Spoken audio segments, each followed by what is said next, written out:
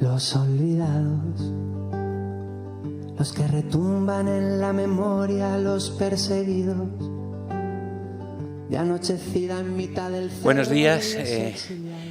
Bueno, vamos a empezar la segunda jornada. Hay caras conocidas de hace tiempo. Vicente, bienvenido. Hacía un tiempo que no podías venir. Bueno, pues nada, vamos a dar comienzo a el segundo día, a la segunda sesión de las jornadas. Yo ahora me bajo, lo va a moderar Javier Baeza, que es, bueno, pues es un miembro más de las jornadas. Es cura en Madrid, en Entrevías, y bueno, es una persona que está acostumbrado a acompañar, a defender y asistir a todos los menores y a los migrantes que en tantas ocasiones no tienen un lugar donde ir ni donde refugiarse. Y él va a hacer la presentación de Patuca. Patuca es también de las jornadas, viene todos los años, y Denia Mejía.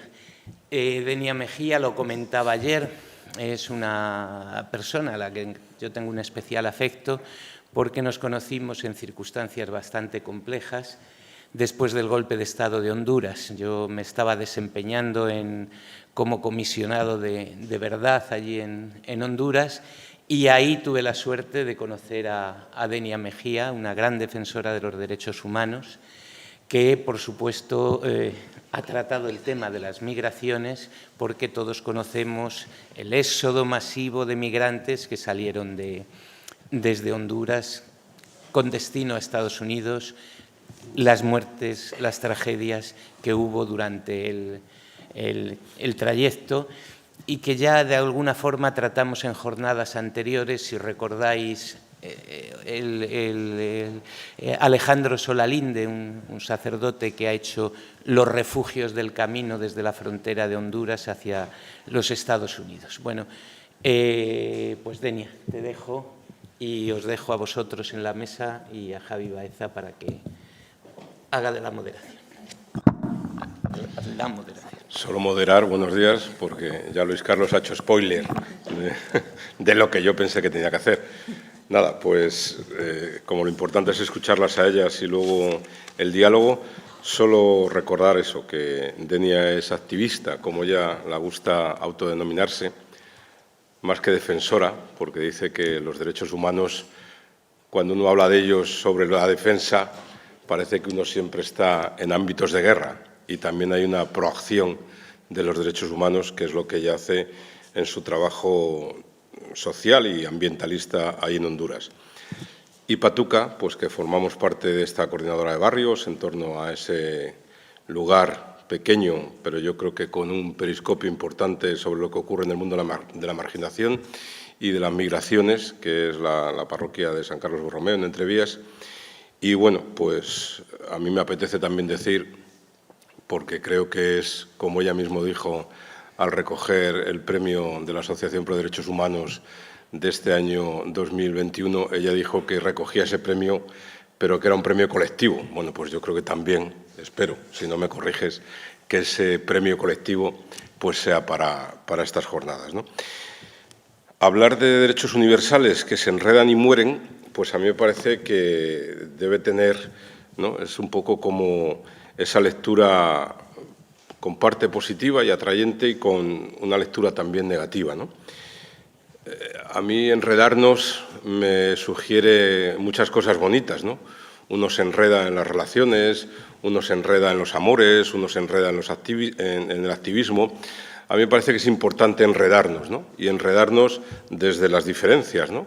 Y yo creo que es lo que la suerte y el privilegio o la fortuna que algunos tenemos de poder vivir, y sobre todo de ser acogidos por esas personas migrantes que ahora están llegando, que llegan a nuestro Estado. Pero también las fronteras pues tienen no esa lectura, sino esa realidad, porque si fuese una lectura el papel aguanta todo, pero además aquí es que es una realidad, que estamos convirtiendo las fronteras en lugares no solo de no derechos, que yo al menos aprendí ese concepto aquí, sino además no solo de no derechos, que ya es grave, sino además en lugares de muerte. Y también desde ahí me parece que la lectura que puede hacer de las fronteras más en Centroamérica, Denia, tiene mucho que ver con la experiencia de la lectura que puede hacer Patuca. Es que sus padres se equivocaron y la inscribieron como Patricia Fernández Vicens, pero es Patuca. Entonces, es la misma. Nadie la conoce como Patricia, excepto su madre cuando era chiquita y le regañaba, y en las cosas oficiales. Patuca también en su experiencia con las fronteras aquí, sobre todo en Ceuta y Melilla, y en esas fronteras pues silenciadas, que nosotros digo silenciadas, o que parece que no se conculcan derechos, que especialmente en Madrid sufrimos por el trato y las situaciones, por un lado, la llegada de personas migrantes a través del aeropuerto de Barajas y, sobre todo, por el maltrato que las administraciones públicas del partido que sea, el Ayuntamiento de Madrid, si vienen migrantes solicitando asilo y están en la calle, no da plazas de albergue porque dice que eso es competencia estatal. Efectivamente es competencia estatal, pero aquí y allí y en todos lados estamos viviendo el problema de poder solicitar asilo porque no hay citas, ¿no? Bueno, pues yo creo que en eso estamos enredadas y a mí me parece creo que es una oportunidad importante para ver hoy cómo los derechos, que no es una cosa aséptica y extraña, sino que es algo a trabajar, a crear y a mantener fresco en este momento tan complejo, me parece a mí, perdonadme la opinión, pues se puede mantener, ¿no? En un momento en donde yo creo que se ha cambiado también el paradigma en muchos ámbitos, ¿no? Pero en las fronteras también el equivocar entre, ¿no? Como que yo tengo la sensación de que antes era claro que había unas víctimas y, por tanto, unos victimarios. Podíamos discutir quiénes, ¿no? Pero en este momento mi sensación es que cada vez esos términos son más confusos y más manipulados. Parece que las víctimas se autoflagelan constituyéndose en autovictimarios, ¿no? Y entonces, pues igual que pasa en el ámbito de la violencia sexual, pues es que la mujer no ha cerrado suficientemente las piernas, ocurre en el ámbito, pues los 39 muertos de esa pseudocárcel de México, que es que, claro, estaban privados de libertad y protestaron, y no es que los carceleros o los señores que tenían la llave no les dejaron abrir, es que ellos se prendieron fuego a los colchones y por eso murieron. O todas esas sartadas de falsedades y barbaridades a las que nos tienen acostumbrados habitualmente los sucesivos ministros de Interior, porque siempre pensábamos que eran unos, pero ahí debe haber algo que cuando a uno lo hace ministro de Interior algo le pasa, y no, pues que los negros se mueren en Tarajal, porque claro, ¿a quién se le ocurre pasar por la playa sin saber nadar? O claro, es que estaba subido ahí a la valla y se ha caído después de estar 5 horas colgado de una farola y a lo mejor pues ha partido las piernas, ¿no? A mí me parece que estamos en momentos complicados, complejos, quizá, como nos enseñó hace años también Carles, desde esas políticas supuestamente bondadosas y blanqueadoras, pues está entrando toda esa conciencia o toda esa lectura, si queréis, inhumana, o donde la persona no es el centro, y bueno, pues quizá, si no somos capaces desde donde estemos de revertirlo, pues vamos a ver cómo no solo las fronteras, sino que al final las fronteras las vamos a sufrir cada vez más cercanos todos, y al final nos van a imposibilitar enredarnos en lo vital, en lo positivo, y van a acabar pues haciendo que todos o todas, a este lado de la frontera o al otro lado de la frontera, acabemos siendo víctimas de las mismas. Perdonad por este speech, que no me había preparado, pero me apetecía compartirlo con vosotras y vosotros. Bueno, vamos a escucharlas a ellas, que es lo importante y es para lo que hemos venido.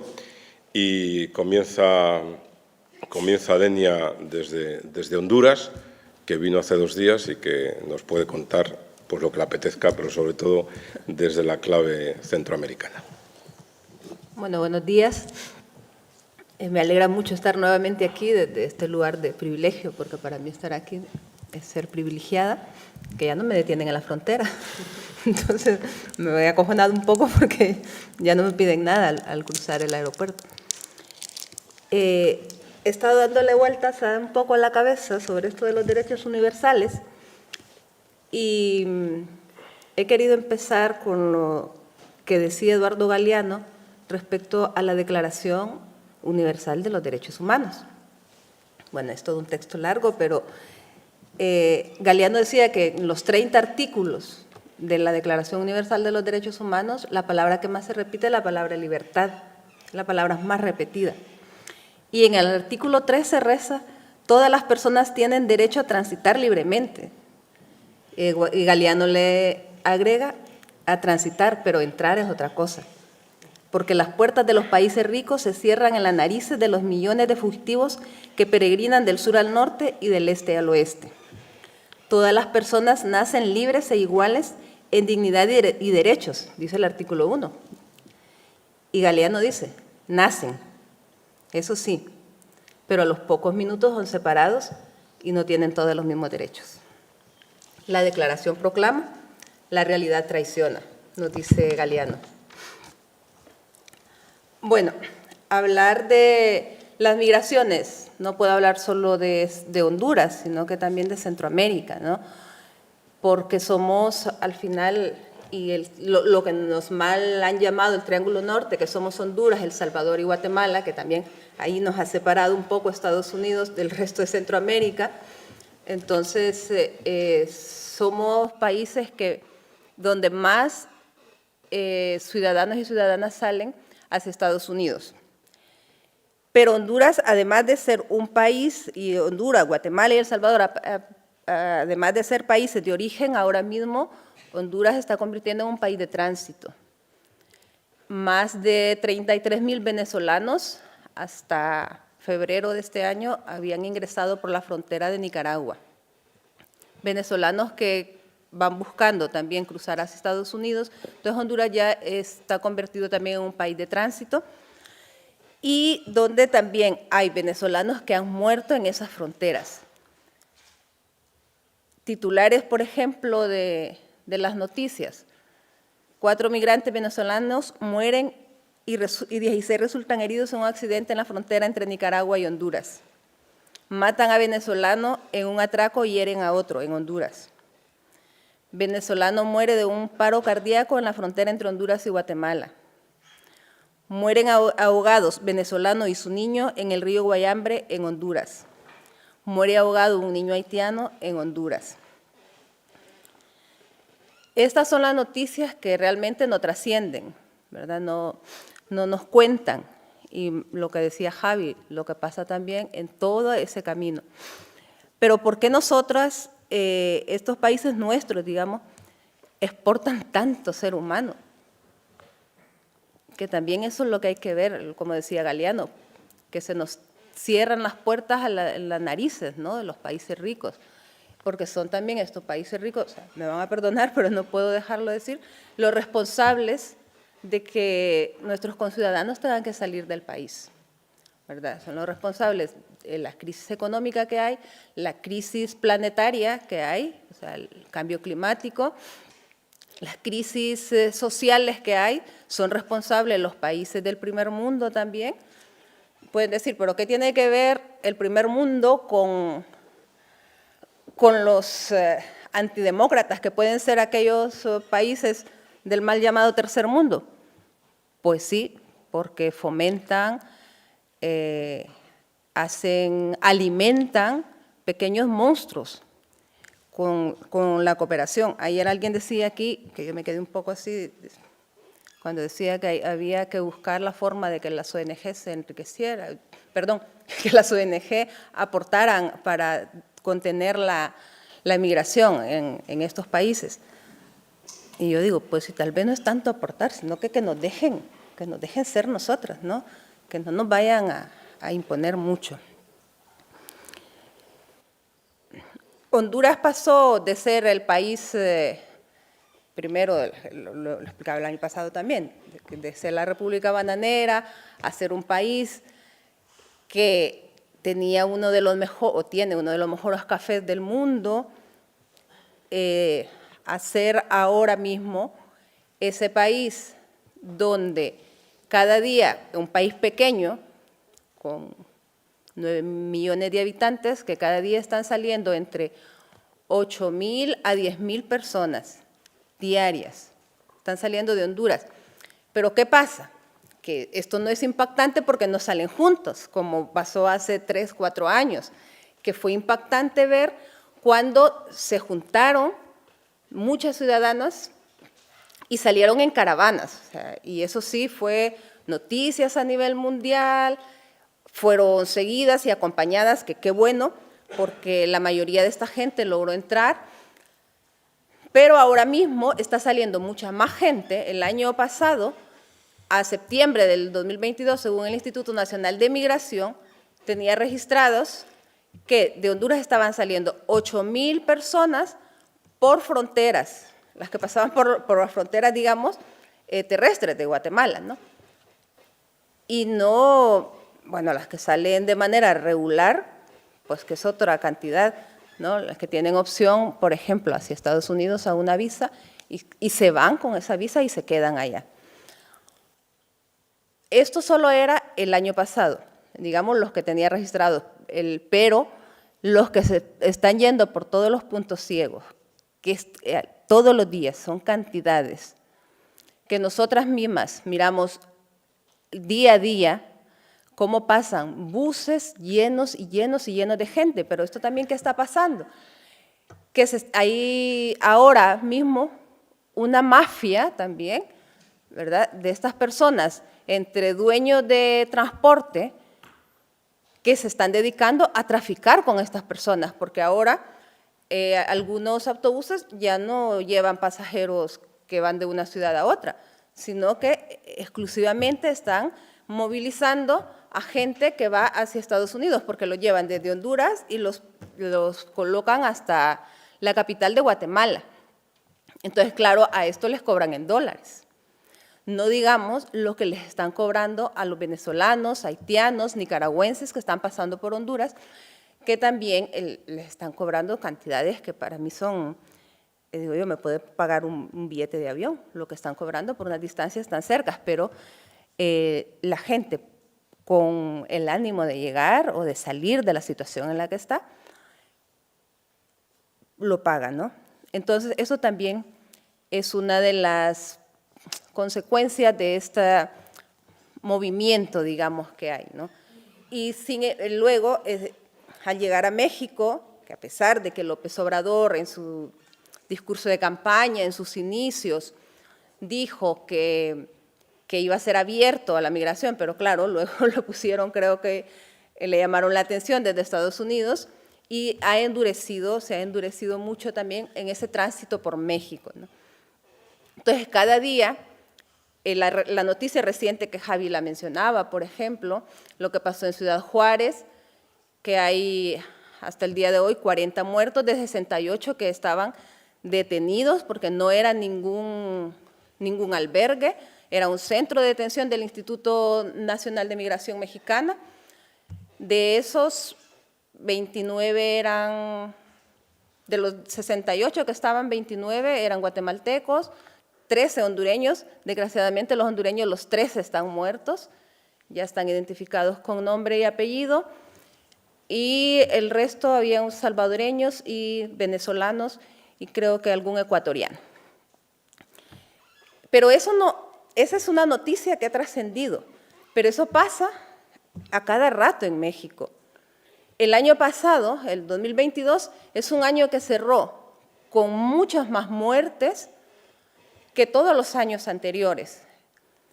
El 2022, en la crisis que hay,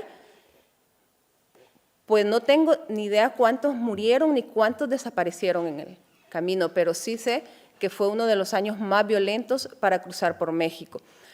Porque las personas al salir de los países nuestros y cruzar a México, o sea, aparte que se exponen al endurecimiento que ha hecho López Obrador, pero también se exponen a las mafias del narcotráfico. Son secuestrados y secuestradas porque además de que van huyendo de la violencia que puede a ver en los países, pero también se van a enfrentar con la violencia que hay en aquel país. Hace 3 meses secuestraron a una familia completa de hondureños, la madre, el padre y 3 hijos. Por cada uno estaban pidiendo $3,000. O sea, estamos hablando $15,000, perdón, dólares que pedía el cartel que los tenía secuestrados. Y todos los días estamos viendo las noticias que han secuestrado muchos migrantes, especialmente cuando van en familias. Es curioso. Antes, el ir juntas en familias, pues parecía que nos protegíamos más, ¿no? Pero ahora no. Ahora los carteles del narcotráfico, cuando van en familias es cuando más los están secuestrando, o si son primos, o si son hermanos, o si es la tía y el sobrino que van juntos, entonces les están secuestrando. Y eso, pues, le vulnera tanto a los que están allá como a la familia, porque se van huyendo con una crisis económica, pero luego, por salvar la vida, pues se endeudan para poder enviar ese dinero a los carteles del narcotráfico que los han secuestrado para que les liberen, y les liberan y ahí mismo México los deporta, o sea, ni siquiera les ayuda a que pasen, ¿no? Sino que son deportados. Con lo que pasó en Juárez, el alcalde de Juárez lo había dicho la semana pasada, que ya estaba cansado, que la ciudad estaba tomada por migrantes, ¿no? Que se iba a endurecer, que iba a salvaguardar la ciudad. O sea, lo dijo, no nos dijo que los iba a quemar, porque, o sea, yo estoy segura que fue que les pusieron fuego, había policía, nadie hizo nada por apagar el fuego. Y ha sido una práctica que en Centroamérica ha sido así, o sea, que de ser víctimas se convierten en victimarios. Cuando se quemaron la cárcel en Honduras, que quemaron en el febrero de 2014, que quemaron 360 presos, fue lo mismo, que hubo un amotinamiento, que pusieron los colchones y los colchones agarraron fuego, ¿no? Lo mismo pasó cuando quemaron las niñas en Guatemala. Perdón. Y ahora también vuelven con la misma historia. Perdón, estoy mal.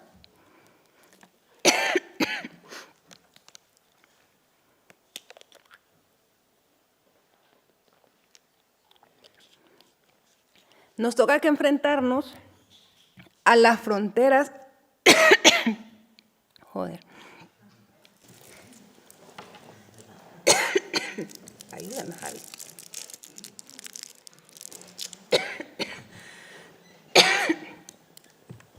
Hablar de las fronteras nos pone enfermos. Como... No, pero ya venía mala.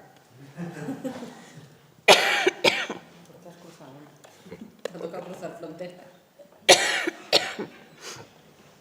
¿Sigues o paramos? ¿Sigues o paramos? No, para. Bueno, pues nos quedamos en ese punto y, si os parece, hacemos que se reponga un poco Denia y nos comenta también desde ámbitos al menos geográficamente más cercanos, no vitalmente, que se repiten muchas claves, nos comenta Patuca su trabajo y su experiencia sobre esos derechos que se enredan y mueren en las fronteras. Bueno, pues muchas gracias, Javi, por la presentación. Cuídate, Denia.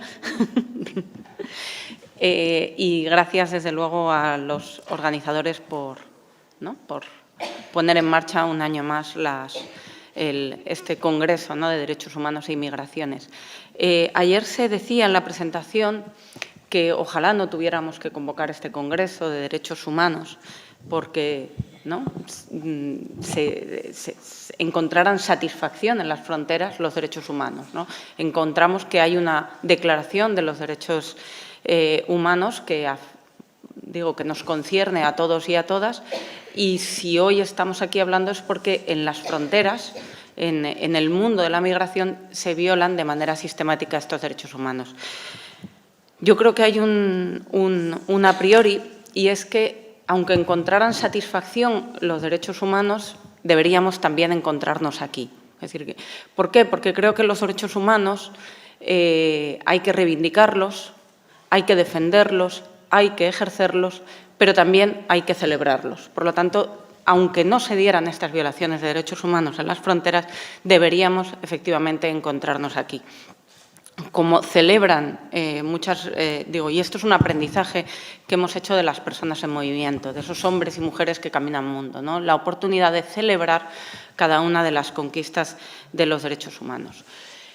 Yo creo que, evocando el título de la mesa, ¿no?, los derechos humanos que se enredan y mueren en las fronteras, derechos humanos, red, muerte, frontera. Qué pertinentes todos y cada uno de estos sustantivos para hacer una reflexión sobre la frontera, ¿no? Derechos humanos porque los derechos de las personas migrantes son derechos humanos. Y esto puede parecer una obviedad, pero hay que decirlo, porque lo que nos estamos encontrando hoy en día es que se niega ese carácter, se niega la humanidad a las personas en movimiento. La rotundidad de esta frase, que los derechos de las personas migrantes son derechos humanos, está puesta en peligro. Lo cierto es que es discutida cada vez que hay un cruce irregular de fronteras. Cada vez que hay un cruce irregular de fronteras y en ese cruce irregular de fronteras se produce una violación de derechos humanos, se minimiza el impacto de esa violación planteando efectivamente que las personas cruzaban irregularmente las fronteras. Se está, por lo tanto, negando ese carácter de humanidad, ese carácter de derechos humanos, de titulares de derechos humanos a quienes cruzan irregularmente las fronteras. Y no es una cuestión baladí, porque no solo hablamos de derechos humanos, sino que hablamos de derechos humanos de personas vulnerables. Hablamos de los derechos humanos de 103 millones de personas, según los datos del ACNUR, ¿no? 103 millones de hombres, mujeres, niños y niñas están hoy en día en discusión. De esos 103 millones, la mitad son niños y niñas. Y aquí deberíamos hacer un silencio. La mitad de las personas que se muevan y que tienen negados sus derechos en las fronteras son niños o son niñas. Si hiciéramos un ranking, ¿no?, de países, de los países más poblados, la República de las personas migrantes estaría dentro de los 15 países más poblados del mundo. Estamos hablando de una república, la República de los Migrantes, que no tiene patria, que no tiene fronteras, aunque transita en las fronteras, y que, como nos recordaba Reyes Mates en la inauguración de las jornadas, creo que del año 2019, no tienen bandera. Y no tener bandera significa que han sido abandonados. Y hacía referencia, efectivamente, a ese artículo de Hannah Arendt, ¿no?, de Nosotros los refugiados, ¿no?, los refugiados vanguardia de los pueblos, se titulaba su ponencia, ¿no? Estamos hablando de las personas sin bandera, abandonadas, los expatriados, los ajenados, ¿no?, los otros.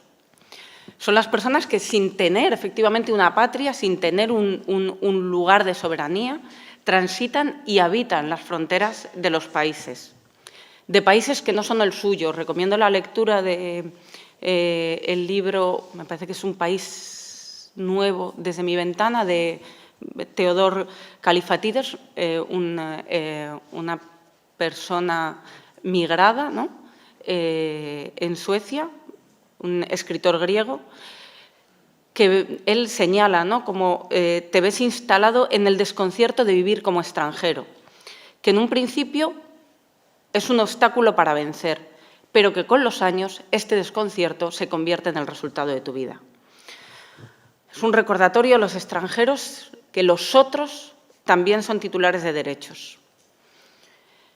De hecho, como señalaba ayer Felipe Villa, ¿no?, en la presentación de las jornadas, la palabra extranjero constituye en sí misma, ¿no?, extranjero, el ajeno, el otro, constituye en sí mismo una antinomia jurídica con la Declaración de los Derechos Humanos. Porque la Declaración de los Derechos Humanos, en el preámbulo, habla de que somos una sola familia, la familia humana. Por lo tanto, el extranjero, el otro, no tiene cabida dentro de esa familia humana. Y es esa antinomia entre la extranjería y la Declaración de los Derechos Humanos, yo creo, en el que convierte el derecho de extranjería probablemente en el derecho más cruel, ¿no?, en el derecho más inhumano.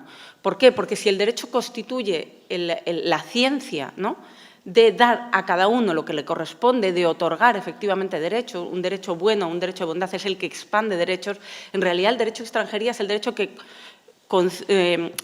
se ocupa efectivamente de restringir de derechos, de discriminar porque eres otro, eres distinto, ¿no?, de restringir efectivamente esos derechos. Por eso creo que es uno de los derechos más crueles y probablemente de los más inmorales. Es el derecho de la atrocidad. Y como hemos dicho en otras ocasiones, de la atrocidad a la atrocidad hay un desliz muy pequeño.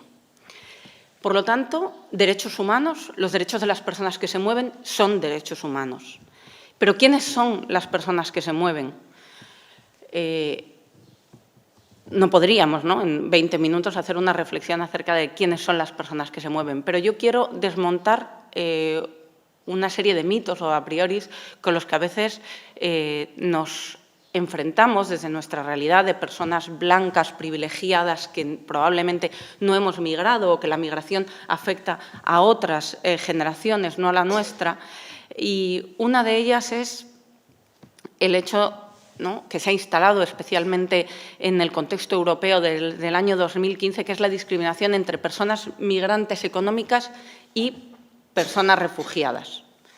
Es muy habitual que discriminemos entre quienes son personas migrantes y quienes son personas refugiadas y que señalemos como que la persona refugiada tendría una legitimidad ética para migrar y el migrante económico, bueno, ¿no?, bueno, porque usted viene ¿no?, por mejorar su vida, como si fuera una suerte de capricho o de privilegio que solo nos estaría otorgados a quienes no inmigramos, sino que nos expatriamos, ¿no?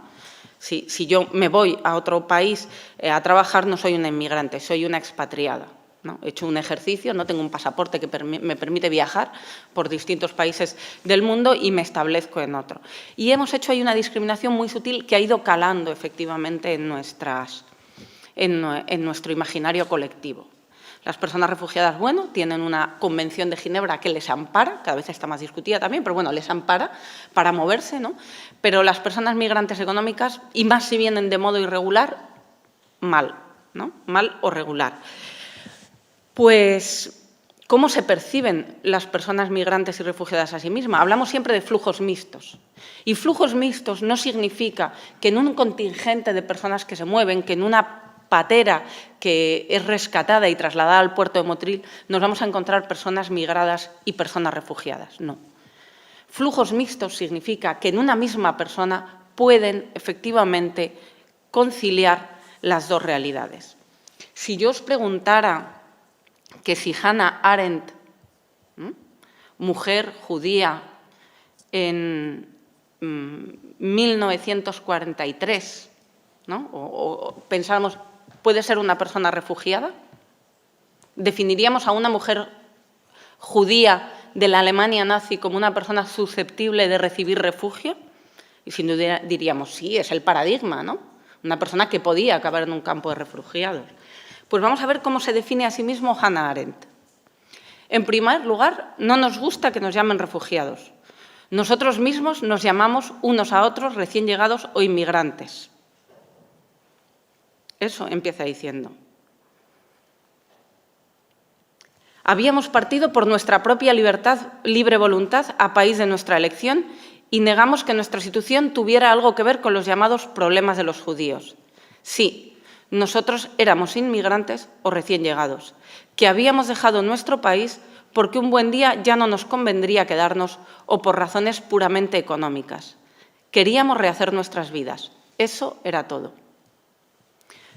Los juristas que están en esta sala saben que si Hannah Arendt hiciera esta entrevista de asilo hoy en día, le sería denegado el derecho de asilo, ¿no? Con esto, ¿qué estoy queriendo decir? Con esto lo que estoy queriendo decir es que tenemos que analizar la realidad de las personas migrantes desde su propia perspectiva. Es distinto cuando tú le preguntas a una persona migrante ¿para qué has venido? Para construir un futuro, ¿no? Porque le estás preguntando en clave de futuro y entonces es un solo migrante económico, a que si le preguntas ¿por qué has salido? a que si le preguntas qué pasaría si volvieras, ¿no? Por lo tanto, esa categoría que nos discrimina entre personas migrantes y personas refugiadas es una categoría, ¿no? Es una mera etiqueta conceptual para nosotros percibir, ¿no? o categorizar efectivamente la realidad, pero no constituye la esencia, ¿no? de qué ha determinado el movimiento de esa persona. Si hay una mujer siria o afgana que se embarca en la costa turca de Esmirna, de Izmir, en dirección a Grecia, con sus hijos, ¿no? Esa persona, para salvar la vida de sus hijos, el futuro de sus hijas, ¿no? Esa persona va a tener la concepción de persona refugiada. Si se trata de una mujer mauritana, un país con 3 millones de personas que sufre una hambruna sistemática, ¿no? Donde además hay esclavitud, y se embarca en las costas de Al-Ayun y llega a Gran Canaria, muy probablemente sería candidata y susceptible de acabar en un centro de internamiento de extranjeros con una decisión de retorno a su país de origen. Porque cuando le preguntaran, decía, ¿usted de qué huye? Y diría, yo huyo del hambre, ¿no? Y por lo tanto, ¿no? Una misma realidad humana, poner a salvo la vida de tus hijos, ¿no? Y dos concepciones jurídicas completamente distintas. Por lo tanto, ¿quiénes son las personas que se mueven? ¿No? Personas que se mueven, cada uno con una individualidad y con una única y siempre, efectivamente, con una motivación de supervivencia. Hay que hacer una referencia específica a esos niños y niñas que se mueven, a ese 50%, ¿no? de las personas refugiadas. Yo el año pasado atendí a 180 niños y niñas migrantes. No todos ellos han cruzado una frontera irregularmente, muchos han cruzado una frontera regularmente. Y haciendo memoria los últimos días de los niños y niñas que yo he atendido, de esos 180, 167 tenían historias de violencia específicas sobre sus pequeños cuerpos. Y de ellos, de esos 167, el 50% tenían violencias múltiples. Habrían sufrido violencias en origen, violencias en tránsito o violencias en el país de acogida, en el Estado español, ¿no? Por lo tanto, estamos hablando, digo, desde ese pequeño periscopio que decía Javi, bueno, pues una pequeña realidad, y es que la violencia forma parte y atraviesa las vidas de las personas migrantes. Solemos decir que las personas migrantes atraviesan fronteras, pero si volvemos a situarnos otra vez en cómo viven las personas migradas esa realidad, y nosotros le preguntáramos aquí a cualquiera de los compañeros que han transitado la frontera de Ceuta o de Melilla, y como nos recuerdan las compañeras de los colectivos migrantes, ellos no cruzan fronteras, son las fronteras las que les atraviesan a ellos, ¿no? ¿Por dónde se mueven las personas que se mueven? Estamos hoy aquí en Motril y diríamos que estamos en nuestra frontera sur, ¿no? A lo mejor deberíamos empezar a hablar de la frontera norte, ¿no? Porque no somos frontera sur, somos frontera norte, ¿no? Somos la frontera norte de una cantidad importante de personas que se mueven, pero también somos frontera oeste, ¿no? Porque de la misma manera que hay una caravana de personas, efectivamente, latinoamericanas y centroamericanas dirigiéndose hacia Estados Unidos, también hay una caravana de personas dirigiéndose hacia Europa que viene desde los pueblos hermanos de Latinoamérica, ¿no? Que son invisibles a los medios de comunicación que tienen el foco puesto en la frontera, en las vallas, pero son después muy visibles en nuestras ciudades. Hemos visto recientemente como un partido político hablaba, ¿no?, de la importancia que tiene el pueblo latinoamericano para la sociedad española. En términos electorales, cuentas porque votas. Las personas latinoamericanas tienen acceso preferente a la nacionalidad española. En 2 años puedes obtener la nacionalidad española y, por lo tanto, ser elector, ¿no? ¿Cuál es la realidad? La realidad es que ese mismo partido político, que podría ser cualquiera, cuando estaba en el Gobierno negó sistemáticamente cualquier tipo de protección a las personas venezolanas que huían efectivamente de la crisis socioeconómica y política de Venezuela. Desde el año 2014 a 2018, los ciudadanos venezolanos sus solicitudes de asilo eran sistemáticamente denegadas. No había protección para las personas venezolanas. Hoy en día, esas personas venezolanas, esas personas colombianas, cuando llegan efectivamente a la ciudad de Madrid, ¿no?, gobernada por este mismo partido político, ¿qué es lo que se encuentran? Que en el momento en que manifiestan que vienen a solicitar protección internacional, como ha dicho Javier, y por lo tanto que huyen de esos regímenes autócratas que se criticaban en ese acto electoral, si vienes de un régimen autócrata, entonces no te doy acogida. Cuentas en la medida en que votas, pero no, tus derechos humanos no son importantes para nosotros y para nosotras. Y pongo ese ejemplo sencillamente por la proximidad en el tiempo, pero hay que señalar que la política migratoria y especialmente la política de fronteras es muy similar en los dos partidos políticos que habitualmente alternan en el gobierno de la nación. Hemos hablado de derechos humanos, hemos hablado de personas que se mueven. ¿Qué es la frontera, no? La frontera es la valla. Eso sin duda, es una frontera muy sistemática, muy icónica. La valla es el exponente, ¿no?, de una política que se ha ido exportando al resto de Europa. Cuando desde España se planteaba ante el Tribunal Europeo de Derechos Humanos la cuestión de las devoluciones en caliente, el caso NDNT, planteábamos, ¿no?, que las devoluciones en caliente podrían contravenir el Convenio de Derechos Humanos, y esta era efectivamente nuestra aspiración y nuestra reclamación, el que el tribunal reconociera, y luego veremos un poquito más en profundidad esto, esa ilegalidad de las devoluciones en caliente. Cometimos un error táctico importante, y es que no ponderamos que lo que se estaba discutiendo en el corazón de Europa, en Estrasburgo, no era las devoluciones en caliente en la valla de Melilla.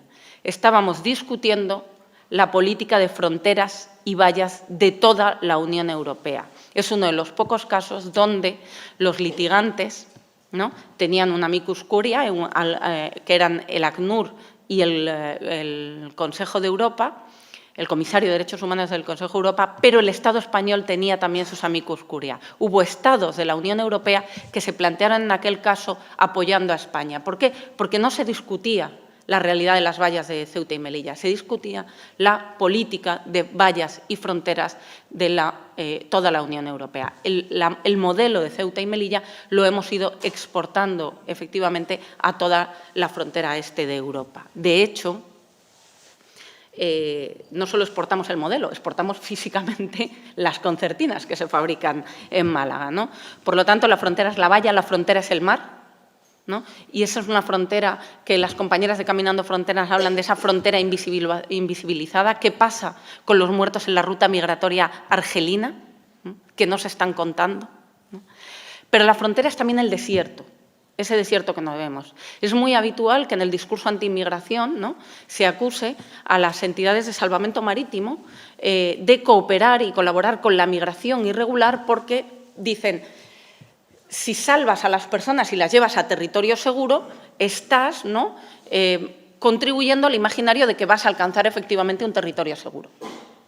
Esto forma parte del discurso de antiinmigración, ¿no? Y entonces las personas que salvan vidas en el mar se convierten en cooperadoras necesarias de la inmigración irregular. Olvidan quienes hacen ese discurso que antes del mar, ¿no?, donde muere mucha gente, está el desierto.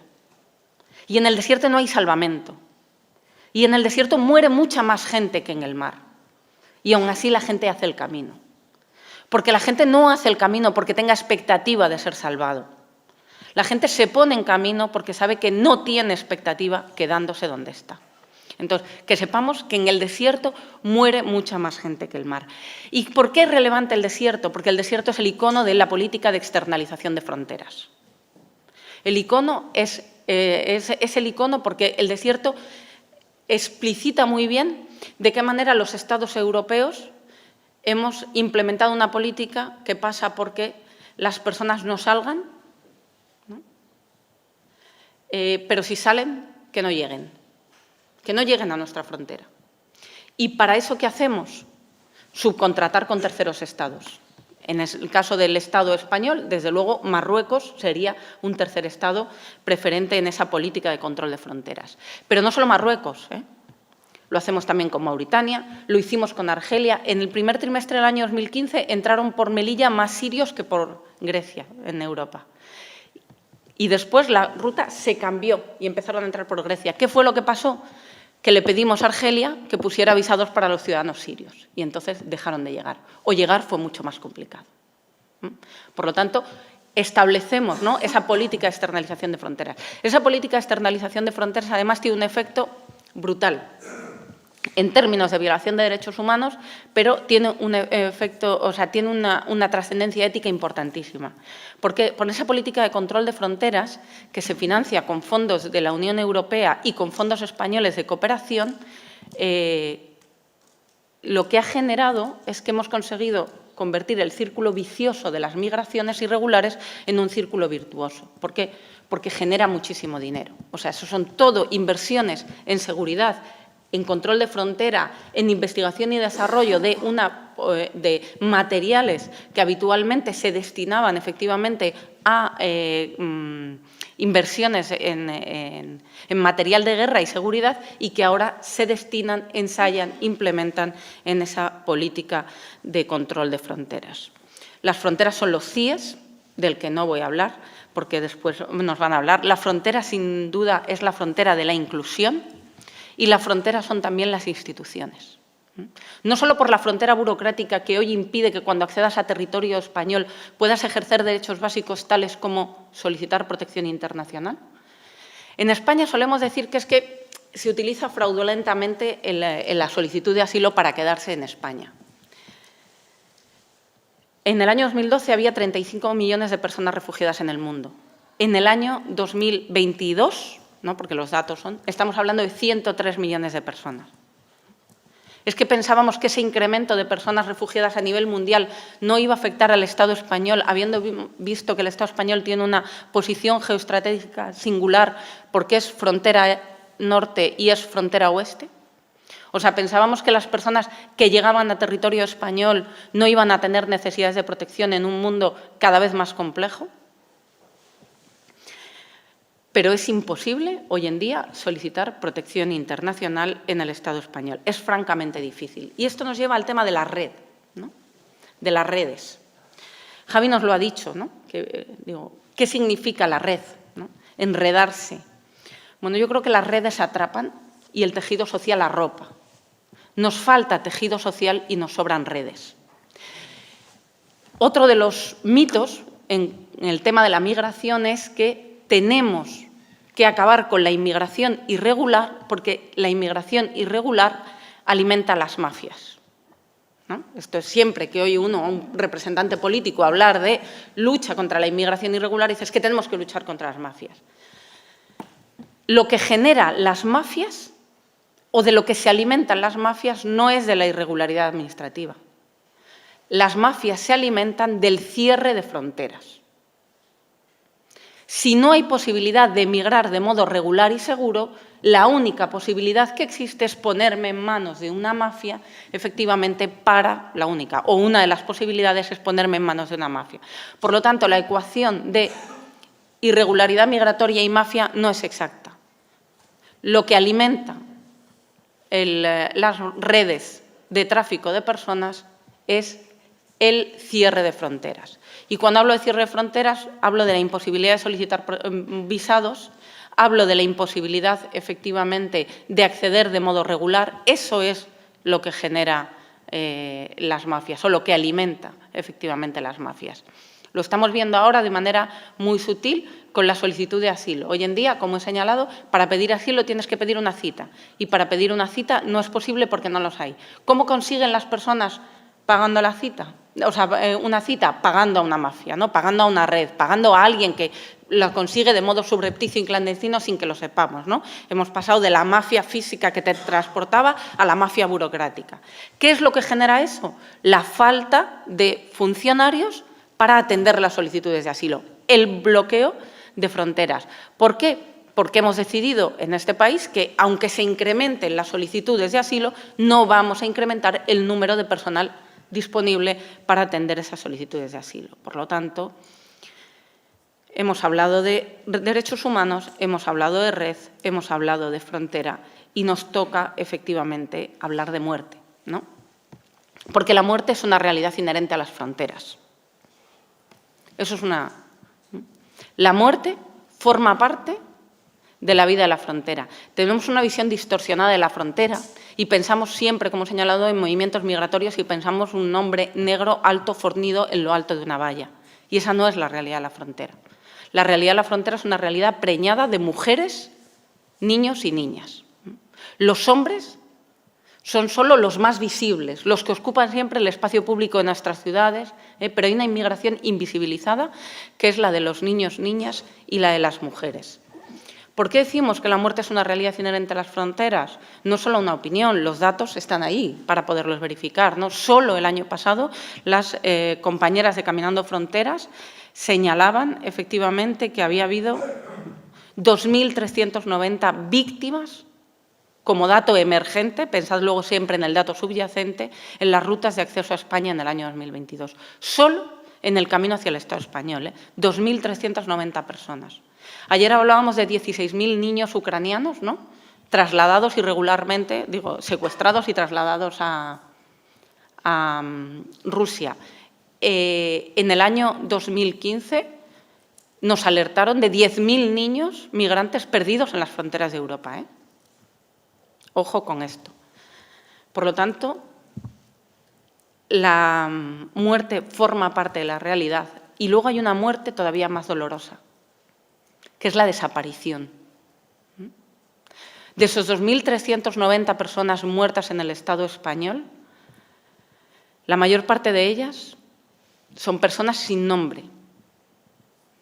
Son personas desaparecidas. Son personas a cuyos familiares se les ha denegado el duelo, porque no son identificadas. No en vano, el Comité para la Prevención de las Desapariciones Forzosas de Naciones Unidas acaba de publicar su primera observación general y la primera observación general de este comité es la desaparición forzada en el contexto migratorio.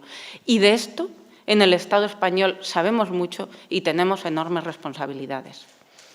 El 12 de diciembre del año 2012, una patrullera de la Guardia Civil pasó por encima de una patera y hubo personas desaparecidas en el agua y hubo supervivientes.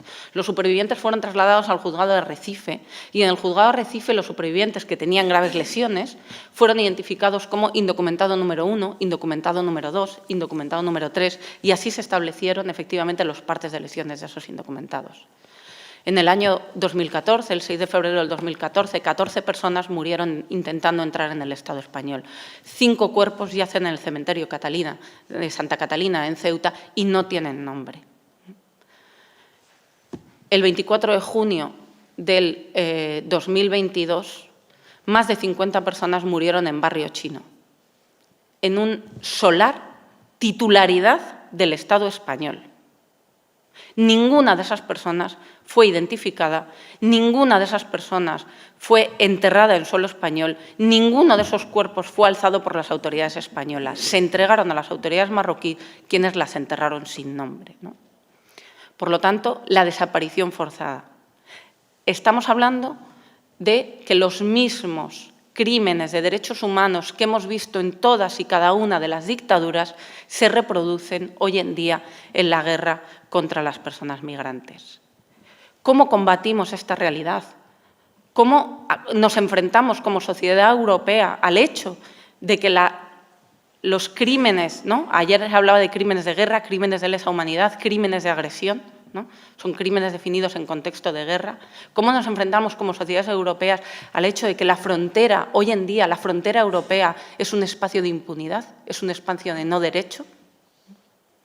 Tenemos que ser conscientes de que los derechos de las personas migrantes son derechos humanos y los derechos, cuando se pierden para uno, se pierden para todos. Muchas gracias.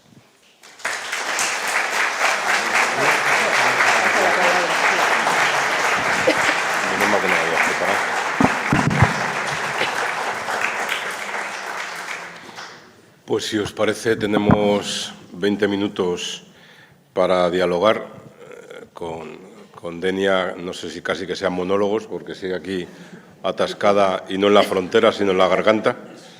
Bueno, pues si os parece, a Denia, a Patuca, les planteamos las cuestiones que quieran. Sí que os pediría que fuésemos concretos y sintéticos para dar la mayor participación posible. Está este hombre que no me acuerdo cómo se llama con el micro.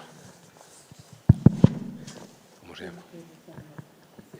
Vicente va con el micro, porque como se está grabando hay que ponerse el micro. Hola, buenos días y magníficas presentaciones. Se llega un poquito tarde y no te he oído, Javi.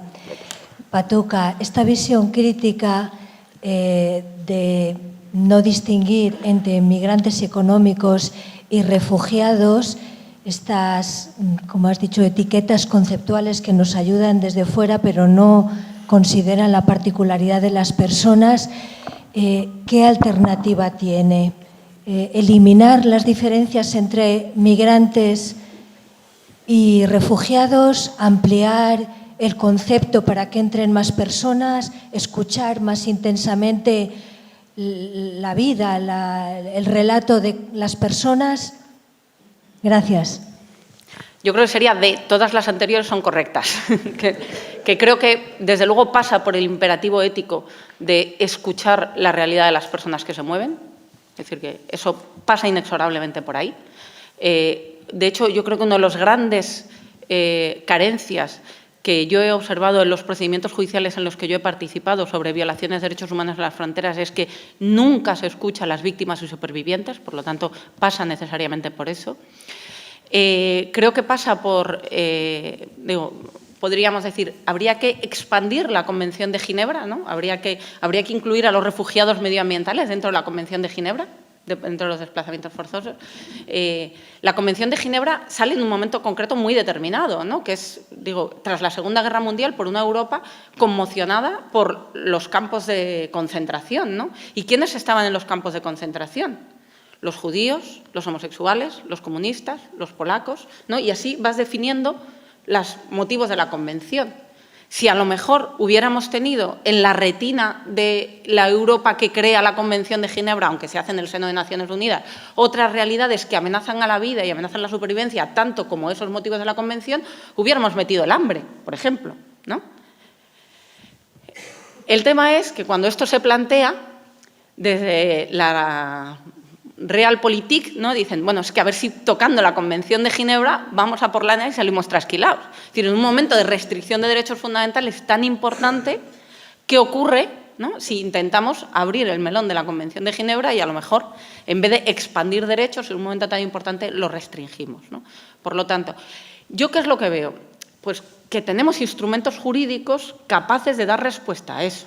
Es decir, que yo creo que las etiquetas son importantes o las categorías jurídicas son relevantes desde lo jurídico. El problema es cuando eso se traslada sin traducción a los medios de comunicación o al mundo de lo social. Entonces, tenemos una Convención contra la Tortura que reconoce, me parece que es en el artículo 14, que los Estados tienen obligación en proteger a los supervivientes de tortura, incluso cuando el superviviente de tortura no hubiera sido torturado por el Estado que tiene que protegerle.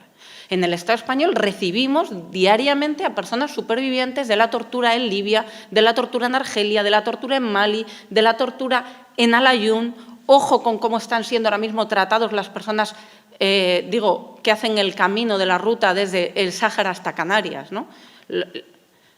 España tiene obligación de proteger a esas víctimas de tortura. ¿Qué es lo que hace el Estado español cuando esas víctimas de tortura llegan al Estado español y dicen, es que yo he sido torturado? Y dicen, lo sentimos, porque usted ha sido torturado en el camino y nosotros solo nos vamos a ocupar de usted si ha sido torturado en su país de origen y si me prueba que va usted a serlo cuando sea retornado, ¿no?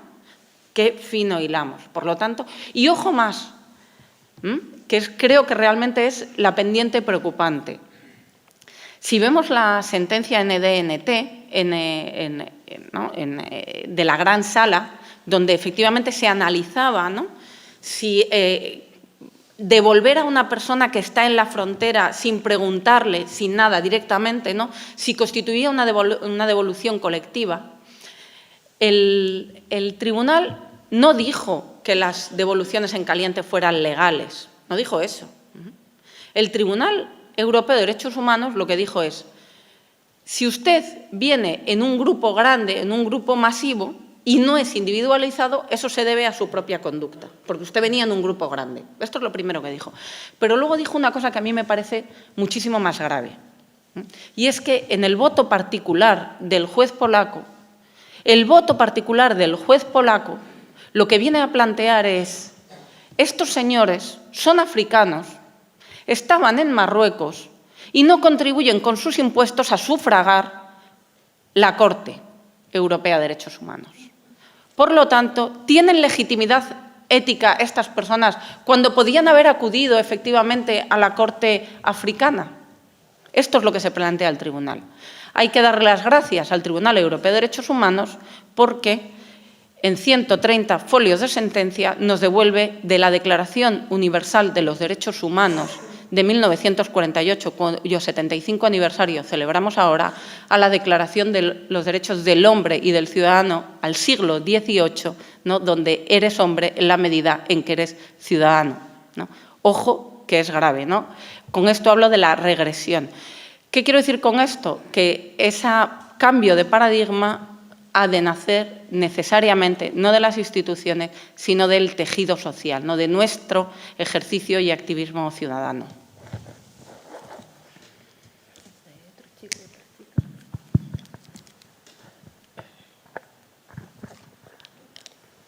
Sí, escuchándole ha sido esclarecedor, muy esclarecedor, las intervenciones vuestras.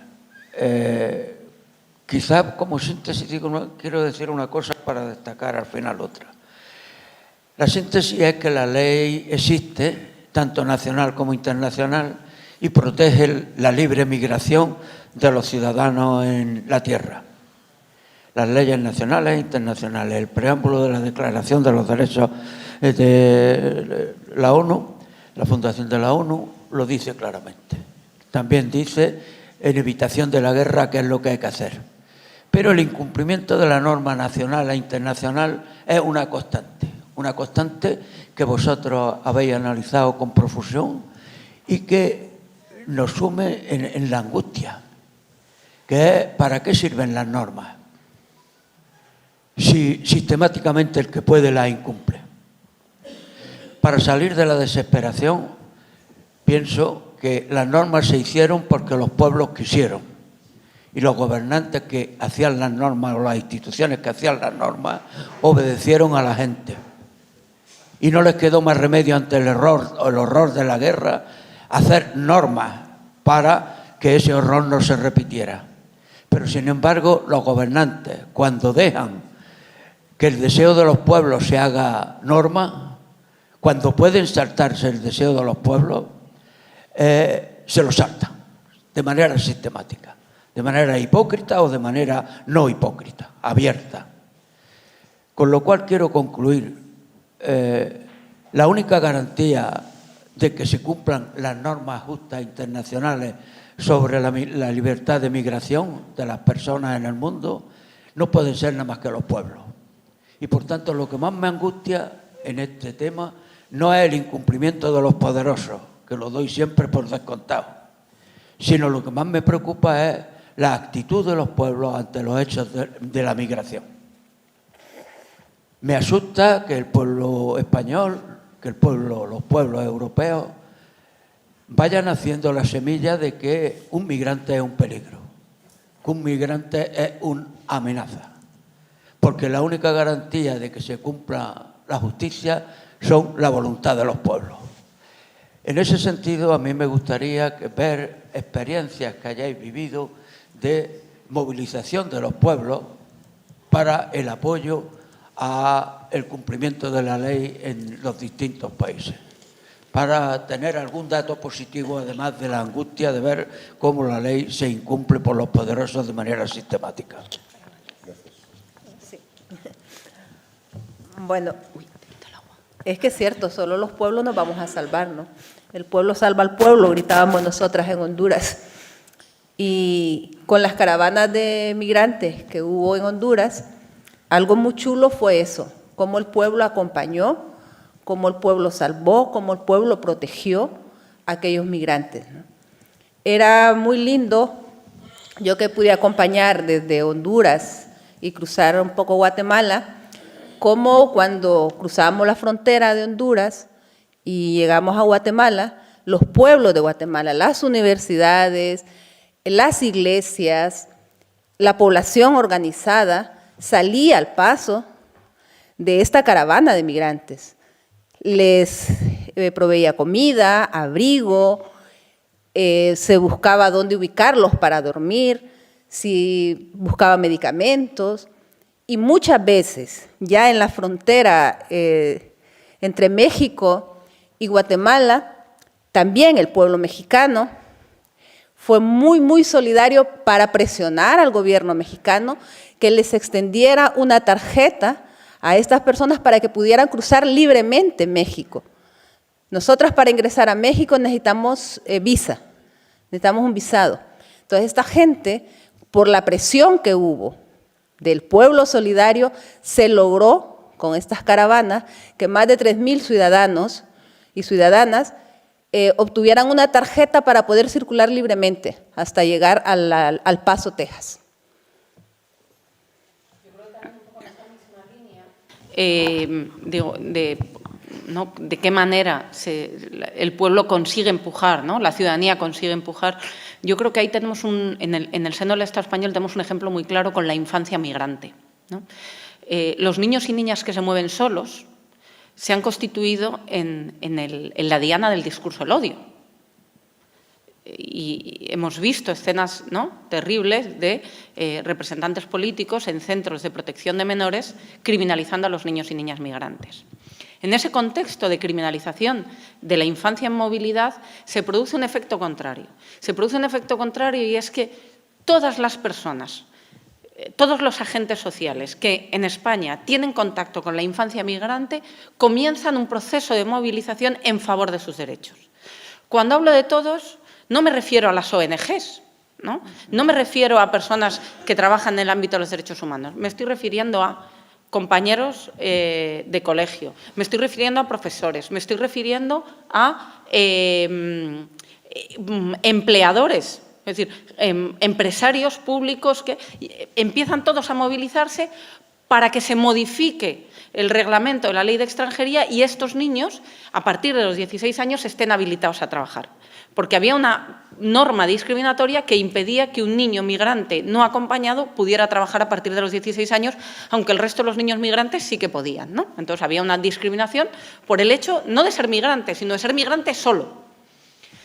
Y en el mismo momento en que se constituye, ¿no?, una diana y se coloca en el centro de esa diana un rostro de niño y de niño migrante, la sociedad en general empieza a movilizarse en sentido contrario, ¿no?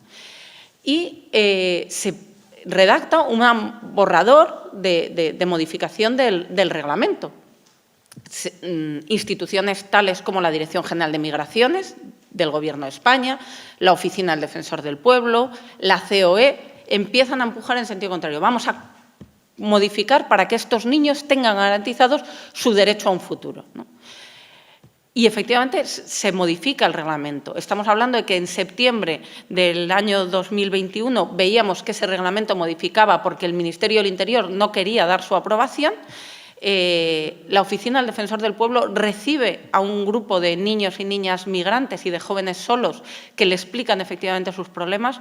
Un grupo importantísimo de jóvenes se traslada desde todo el Estado español a la puerta del Ministerio del Interior. Estamos hablando de niños y jóvenes que piden permiso, estaban trabajando en aquel momento en la recogida de la fruta, más de 400 de ellos, piden permiso a sus empleadores, se cogen un autobús, se vienen a Madrid y se plantan en la puerta del Ministerio del Interior. Eso fue un 10 de septiembre.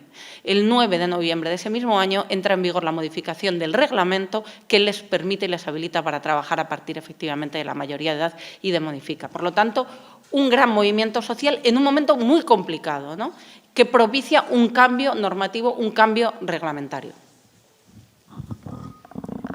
Más preguntas. Estaba Vicente, aquella muchacha del fondo que no sabemos cómo se llama. Me llamo Virgilio. Virgilio. Virgilio se llama. Virgilio, me ha dicho Vicente, el director, y yo soy muy obediente. Perdona, Virgilio. Bueno, yo, gracias por lo de muchacha, me siento más joven. Bueno, mi nombre es Eva Aro, soy psicóloga especializada en violencia de género, violencias machistas, como a mí me gusta llamar. Y bueno, escuchando a Patricia, pues me sugería, decía y comentaba que había instrumentos jurídicos, ¿no?, para intervenir, para acoger, para atender. Yo me preguntaba si también hay instrumentos jurídicos para una reparación, porque cuando yo escucho, pues esto me suena al principio de la Agencia de Vida relacionada con los derechos humanos, y también me suena lo que es la violencia institucional, en la que todas estas personas sufren. Y bueno, en el caso en el que yo trabajo y observo en mi experiencia, sobre todo y especialmente, como bien has dicho, las mujeres. Entonces, esa es una pregunta, si hay instrumentos jurídicos en la reparación, si cómo se puede llevar a cabo a través de la Agencia de Vida y de tipificar la violencia institucional que impacta en estas personas, porque es una violencia institucional. Y la segunda pregunta es si nos podría decir cómo está el tema del refugio y asilo en aquellas mujeres migrantes que sufren violaciones, violencia diversa, porque me consta pues que les cuesta mucho conseguirla, ¿no? Y tercero, y ya sé que esta pregunta puede ser un poco ambiciosa para la mesa, esta en general, ¿cuál es la agenda que tenemos que seguir para conseguir esos derechos humanos? Porque evidentemente hay que ir revisando porque las realidades van cambiando. Gracias. Bueno, respecto al derecho a la reparación, yo creo que, como tú muy bien has señalado, ¿no?, estamos hablando de violaciones de derechos y la lucha, digo, o la defensa de los derechos humanos pasa siempre por verdad, justicia, reparación y garantía de no repetición, ¿no? Por lo tanto, efectivamente, la reparación forma parte sine qua non del camino a hacer justicia. La reparación en el Estado español o en nuestro corpus legislativo es muy limitada. Muchas veces se limita única y exclusivamente a la indemnización.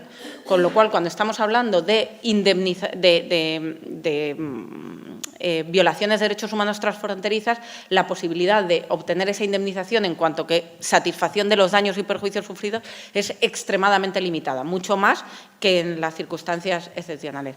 Yo creo que ahí lo que tenemos que trabajar es, y la ley integral contra la trata podría ser un mecanismo idóneo para ensayar otras formas de reparación, incluso otras formas de reparación en el procedimiento penal, pero yo creo que ahí las iniciativas tienen que partir del ámbito psicosocial. Los que trabajamos y estamos en contacto con personas cuyos derechos han sido vulnerados en el camino migratorio, tenemos que conseguir que la entrevista de asilo sea un elemento reparador, tenemos que conseguir que el procedimiento de asilo sea un elemento reparador, tenemos que conseguir que una legitimación del daño sufrido. Yo creo que ahí el derecho va a ir siempre, o la modificación de las leyes va a ir siempre por detrás de las iniciativas. Y luego, ya solo un apunte, en ese sentido creo que los Estados europeos tenemos mucho que aprender de la justicia latinoamericana. Es decir, que creo que tenemos mucho que aprender de las experiencias de reparación de derechos humanos de los compañeros y compañeras latinoamericanos que tienen mucha más experiencia en la materia. Y luego, en el ámbito de mujeres, ¿no?, de la perspectiva de género en la solicitud de asilo, bueno, yo creo que se ha avanzado en dos cosas muy importantes. Una es en la consecución de hace no muchos años, en este mismo foro, estábamos hablando de que la trata de seres humanos no se consideraba como motivo de asilo. Hoy en día nadie discute, ni siquiera en la oficina de asilo, que la trata de seres humanos es un motivo de protección de la Convención por motivos de género, ¿no? Por lo tanto, yo creo que se ha avanzado. Se ha avanzado también en el tema de la mutilación genital. Yo recuerdo en el año 2015 cuando formalicé una solicitud de protección internacional para una niña en riesgo de mutilación, ¿no? Hoy tiene el estatuto de refugiado. En ese sentido también se ha... ¿Cuál es la dificultad? Las mujeres violentadas en el tránsito migratorio. Entonces, ahí el Estado español o desde la oficina de asilo, su criterio es el asilo no está para eso. Entonces, ¿cuál creo yo que es el instrumento jurídico que tenemos, ¿no? Es que la ley de asilo contempla que, aun que no concurran en tu caso concreto los parámetros estrictos de la Convención de Ginebra o de la protección subsidiaria, se te puede otorgar un permiso de residencia por razones humanitarias. Yo creo que esa tendría efectivamente que ser la vía. Tendría que ser la vía. Quiero decir, una mujer que ha sido o una víctima de tortura o de tratos inhumanos y degradantes tendría efectivamente que probar en su procedimiento de solicitud de asilo que ha sido víctima de esas violaciones, y ese sería el instrumento jurídico que tenemos en la actualidad. De todos modos, estoy de acuerdo contigo en que eso no se está aplicando y además no se quiere aplicar. Es decir, esto es una cuestión puramente de voluntad política. Advierto también, lo digo porque últimamente hemos encontrado a personas que en el tránsito migratorio en la ruta canaria, cuando han llegado, han sido rescatadas por salvamento marítimo, mujeres habían sido víctimas de agresión sexual en la patera. ¿Vale? Bueno, pues yo creo que esas víctimas se les tendría que aplicar la modificación de la ley integral contra la violencia sexual, que les reconoce un permiso de residencia en los mismos términos que las víctimas de violencia. Quiero decir, ahí habría que incoar un procedimiento penal y se hallen o no los agresores, efectivamente esas personas habría por haber sido, porque ahí sí que tenemos jurisdicción en el Estado español. Entonces, pero bueno, yo creo que, que como siempre, ¿no? Y esto tiene que ver con la interseccionalidad, las cuestiones de género e infancia van siempre por detrás, lamentablemente. Y la agenda por seguir, pues yo creo que este sería un hito más de esa agenda, ¿no? A mí me parece que el ocuparnos y preocuparnos por los otros, a mí me parece que ya es estar construyendo otra forma nueva de relacionarnos, ¿no? Y esa agenda, desde luego, va mucho más allá de la 2030, y no sé si los que estamos aquí, como decía el bueno del cantautor aragonés, que se me ha olvidado ya, la Bordeta la llegaremos a ver, pero bueno, tenemos que empujar. Si os parece, había dos palabras más, Ramiro y Luis Carlos. Y Gonzalo. Ah, y Gonzalo. Pues tres, si os parece, ¿vale? Yo es una pregunta a Patuca, en el sentido, antes dejaste caer el concepto de guerra frente a la inmigración, lo cual me da a entender que hay una superación del plano de la criminalización. Y la pregunta a ti sería, si tú crees que en relación con, si no me equivoco, la utilización que antes dejaste caer del concepto guerra, sería una guerra de las llamadas guerras híbridas contra la inmigración. Y si dentro de esas llamadas guerras híbridas, suponiendo que tú aceptes que se da una guerra híbrida contra la inmigración, operan tanto sujetos militarizados, sujetos del subsistema policial, pero también sujetos del aparato judicial. Siempre haces preguntas fáciles. Yo hablo de una guerra contra las personas migrantes porque se utilizan técnicas de guerra, y se utiliza tecnología militar que ha sido diseñada efectivamente para la guerra, y porque en el ámbito de los Estados europeos se ha identificado al migrante como un enemigo. Entonces, por eso hablo efectivamente de esa guerra contra las personas migrantes. Respecto a si eso es una guerra híbrida, eso no lo he dicho yo, eso lo han dicho los Estados europeos, y en concreto lo señaló el ministro Álvarez, ¿no?, cuando habló de que la migración constituye una amenaza híbrida para los Estados europeos. ¿De qué manera constituye o perciben los Estados europeos que los migrantes son una amenaza híbrida? Y estoy utilizando, frases del ministro de Asuntos Exteriores, del ministro Álvarez, porque los Estados son conscientes de que en las relaciones bilaterales las personas migrantes son utilizadas como munición. En la frontera de Bielorrusia, cuando Bielorrusia quiere establecer un nuevo sistema de relaciones bilaterales con Polonia, deja pasar a las personas que estaban efectivamente en Bielorrusia y la coloca en las fronteras de Polonia. Y entonces chantajea a Polonia. Y Polonia, ¿no?, en el término de sus relaciones bilaterales. Polonia en ese momento estaba sometido a un escrutinio muy importante por parte de la Unión Europea porque su sistema judicial, entre otros, ¿no? Porque tenía una agenda de reformas propias de derechos sexuales y reproductivos y de agenda judicial. Y tenía varios procedimientos de infracción por derecho de la Unión en la Comisión. Y entonces Polonia le dice a Europa, yo tengo toda esta gente en mi frontera, o usted me soluciona este papelón o yo los dejo pasar, ¿no? Se está produciendo una cadena efectivamente de chantaje. Esto lo hemos visto en el Estado español. Marruecos utiliza la frontera sur-norte y las personas migrantes como amenaza contra el Estado español. El caso más flagrante, desde luego, son las entradas por Ceuta los días 17 y 18 de mayo del 2021, ¿no? En el seno de una reclamación de soberanía del Sáhara, le dice, si tú no me reconoces el Sáhara, te lanzo, ¿no?, un montón de personas al Estado español. Por lo tanto, ¿qué es lo dramático de esto? Que las personas migrantes no son sujeto de esa guerra, son objeto, porque ellas no participan de esa guerra, son sencillamente las víctimas de una guerra entre Estados donde ellos son la munición, son y en todo este camino, quienes pierden, estamos continuamente tratando de defendernos de las personas que migran, ¿no? Pero es que en esta guerra los muertos los pone siempre África. Y eso es indiscutible. Los muertos los ponen siempre la República de los Migrantes. Los muertos son siempre los que vienen del sur global, ¿no? Por lo tanto, hay una guerra, bueno, hay unas víctimas, ¿no? Y el concepto de guerra híbrida, ya digo, no lo acuño yo. Es que lo acuña el ministro Álvarez, que creo que algo de competencia tiene porque es nuestro ministro de Asuntos Exteriores. La participación de la policía y efectivamente el sistema judicial, bueno, yo creo que es un espacio de impunidad. No hay justicia para las víctimas de las fronteras. No la hay.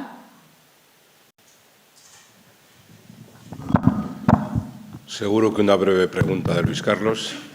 Bueno, ponte el micro. Sí, perdón. No era una pregunta, es hacer una intervención en relación con la primera pregunta que se hizo sobre la diferencia entre migrantes y refugiados. Sobre todo para una cosa, para resaltar la importancia del debate en el tema de las migraciones y la importancia de relacionar tanto los testimonios de las personas que son víctimas de las rutas migratorias como las reflexiones sobre el asunto. Pues la primera pregunta hacía referencia a cómo podemos solucionar esto. Y bueno, yo creo que en ese sentido hemos contribuido bastante desde estas jornadas a intentar romper esa línea tajante entre migrantes económicos y refugiados políticos. Y aquí ha estado gente, personas que han teorizado sobre ello y se está empezando a ver el resultado en muchas ocasiones. Reyes Mate con su ponencia Los refugiados, vanguardia de la humanidad, Javier de Lucas, Juan Carlos Velasco, mucha gente ha teorizado aquí sobre eso y se están empezando a ver los resultados. La cuestión es, y lo comento por la primera pregunta que hizo esta compañera, es que lo importante es que estemos ahí para que homologar estas dos figuras se haga desde el estatuto más protector. Es decir, porque Europa homologa derechos, pero lo suele hacer a la baja. Entonces, lo que hay que hacer es estar pendientes para que el estatuto, que en estos momentos es más protector, que es el de refugiados, se homologue y se incluya en todas las categorías de estos grandes desplazamientos masivos. Porque hoy no se puede diferenciar quién huye de la guerra o de la persecución con quien huye de la destrucción del hábitat, de su sistema de vida o simplemente para tener una vida digna. Entonces, yo creo que en eso se ha contribuido, aquí hemos aportado nuestro grano de arena y yo creo que en este sentido hay que mantener este tipo de encuentros porque yo creo que para eso están siendo muy importantes, ¿no? Gonzalo. Súper breve. Una pregunta muy concreta para Denia. Bueno, si tú, Patuca, controlas de geopolítica hondureña, también puedes responder, pero esto va para Denia. ¿Qué opinas sobre el último movimiento que ha hecho el gobierno de Xiomara Castro, en el que ha cortado relaciones diplomáticas con Taiwán en lo que, bueno, yo creo que es un gesto de favor en cuanto a China, ¿no? Están cambiando las tornas ahí cuando los poderes fácticos de las empresas energéticas siguen dominando en el país. Y bueno, quería preguntarte si crees que esto puede afectar a los derechos de las personas migrantes que van en caravana desde Honduras a Estados Unidos, porque Estados Unidos haga también su movimiento respecto al gobierno de Xiomara en este caso. Bueno, ya nos metimos a la geopolítica. El socio histórico, como dicen los señores que mandan el país, de Honduras ha sido Estados Unidos y por ende Taiwán. Yo creo que sí va a afectar la migración, ¿verdad? No sé si los derechos de los migrantes, porque nunca se les han sido reconocidos, ¿no? O sea, Estados Unidos entra a los migrantes, pero no les reconocen derechos. Hay gente viviendo con 40 años en Estados Unidos de manera ilegal, que no pueden ni salir de sus casas, solo a sus trabajos, donde son explotados y vuelven. Los gobiernos son soberanos, ¿no? Y eso es a lo que le queremos apostar, ¿no? A la soberanía de los gobiernos. Y el gobierno, desde esa soberanía, pues ha tomado esa decisión. Y yo no sé, yo entiendo muy poco de esas cosas, pero yo no estoy de acuerdo ni con los imperialismos, ¿no? Ahí lo que se están peleando estos imperios chinos o Estados Unidos es esa desgracia que tenemos nosotros como pueblo hondureño de esa posición que tenemos geoestratégica, ¿no? Nos están peleando los mares, ¿no? Tenemos al ser el mar Pacífico y también el Atlántico, ¿no? Entonces, hasta hoy hemos sido el portaaviones de Estados Unidos y nos duele decirlo, ¿no? Pero es que así es. O sea, en Honduras está la base, bueno, hasta hace unos años, una de las bases estadounidenses más grandes, ¿no? No sé si en el futuro China pondrá una también. Entonces, ¿verdad? Sí, o sea, todavía no podemos como opinar si apenas están en plática, ¿no? O sea, pero al ser imperios también, ¿verdad? O sea, esta expansión económica, pues no creo yo que nosotros como poblaciones al final nos van a favorecer ni uno ni el otro, ¿no? Ni las relaciones con Estados Unidos ni las relaciones con China. Los chinos igual, y lo hemos visto, o los empresarios chinos, al igual que los estadounidenses y muchos europeos, al igual van por nuestros recursos naturales, van por nuestros mares, o sea, entonces yo creo que allí no, ni uno ni el otro, ¿no? O sea, Gerardo.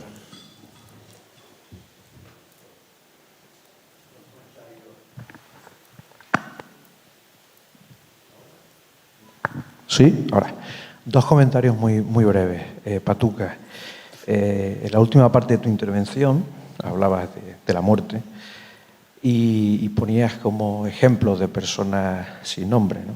Enterradas en Ceuta.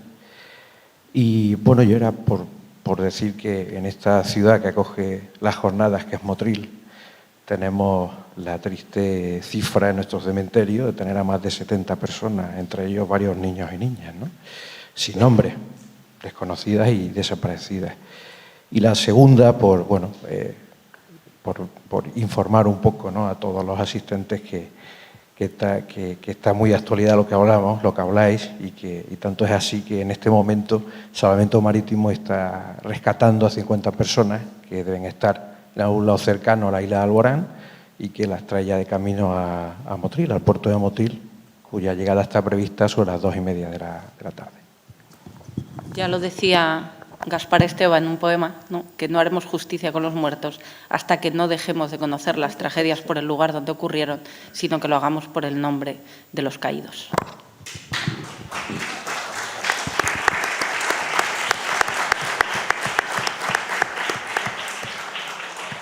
Pues tenemos que acabar, y yo, siguiendo al sabio con ese poema que la privilegiada cabeza de Patuca nos ha recordado, además a tiempo, quiero finalizar también recordando, ¿no?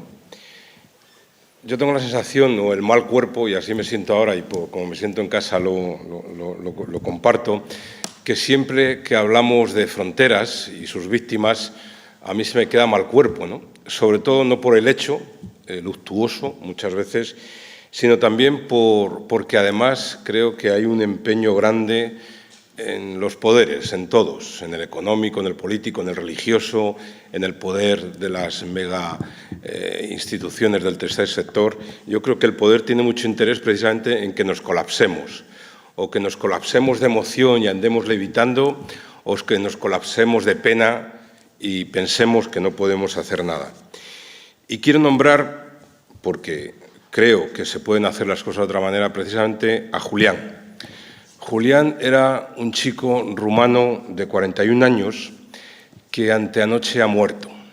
Sabéis que en la Cañada Real, esa cañada también fronteriza que tenemos en Madrid, pues llevan las familias de ellos, casi 2.000 niños, más de 900 días sin luz.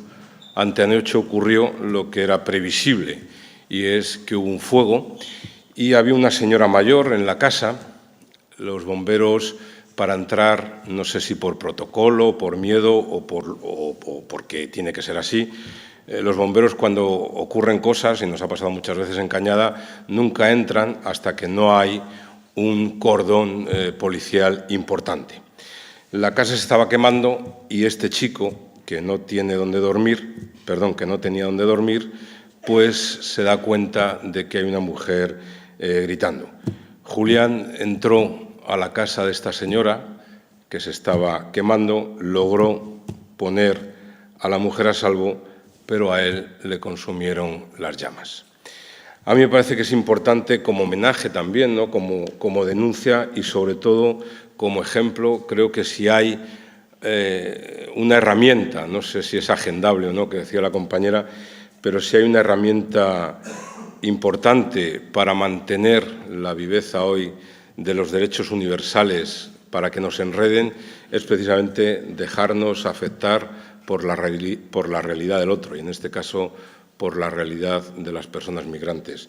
Yo creo que si cada uno de nosotros y de nosotras, donde estemos, tenemos el coraje, la gallardía, la valentía y también el imperativo ético de intentar poner a salvo la vida del otro, seguro que a lo mejor la de uno se pierde, pero creo que la conciencia y la humanidad de la sociedad ganará mucho, y eso me parece a mí, perdonadme el atrevimiento, creo que será una de las herramientas más importantes para hacer frente a eso que estos días estamos denunciando, a ese crecimiento de los postulados tan de ultraderecha y, sobre todo, a mi parecer, tan inhumanos. Pues perdonad el speech final. Muchísimas gracias. Tenemos 15 minutos, porque Luis Carlos este año quiere ser un poco alemán, esto es puntual, para empezar la siguiente mesa redonda sobre la violencia en las fronteras a las 12. Muchas gracias a todas y a todos.